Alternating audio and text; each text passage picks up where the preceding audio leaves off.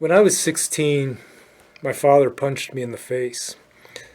We were in an ugly shouting match. I don't even remember what it was about. I could be difficult back then, and so could he. Then he stood in front of me, fist raised, awaiting my counterpunch. I got set to deliver that punch. But then something happened. His good fathering of me over the previous 16 years overcame the bad moment between us. So I did not punch him back. Instead, I squared my shoulders to him, my still narrow shoulders. I looked him in the eye, and I said quietly, "Don't ever hit me again." And he never did. My father was a good man. I loved him till and after he died 16 years ago. He'd done a bad thing that day. I called him on it, as he'd taught me to, and we both became better people for it. We never talked about the incident, though I wish we had. I hope that he came to think about it the same way I came to think about it, and that is, it didn't so much illustrate a deficit in our relationship as a triumph in it. It wasn't so much about his violent temper that nearly produced a fist fight between us as it was about his good fathering that prevented that fight. I'm glad the fist fight was averted. He would have won, but we both would have lost. Like my father, I've done bad things with those I love. And they've called me on it, just as I called my father on it. And we too have become better people for it. That's the nature of humans and power. Power doesn't make a person bad, but it does enable them to do bad things if they aren't called out for it. The Quakers had an expression for this.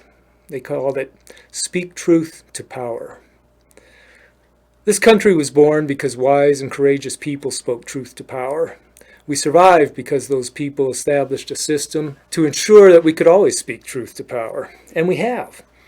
People demanded that women have the right to vote. People demanded an end to racial segregation. People protested a mismanaged Vietnam War. People reclaimed the presidency from Richard Nixon. Americans know that government is to serve us, not the other way around. Our government is indeed of the people, by the people, and for the people.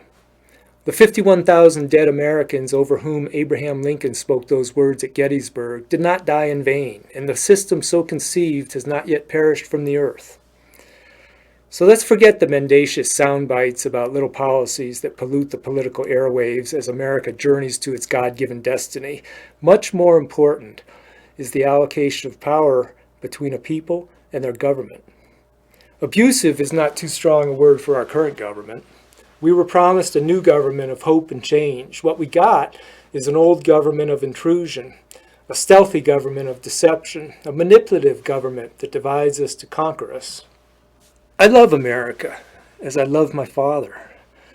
But the American government is run by humans. Humans are fallible. Unless held accountable, fallible humans with power will abuse it, and they have. We're being punched in the face by our government. Americans are the product of 2 centuries of good parenting, and we should not punch back. We're Americans, not a mob, and we should not despair. This is not the time for violence, nor despair.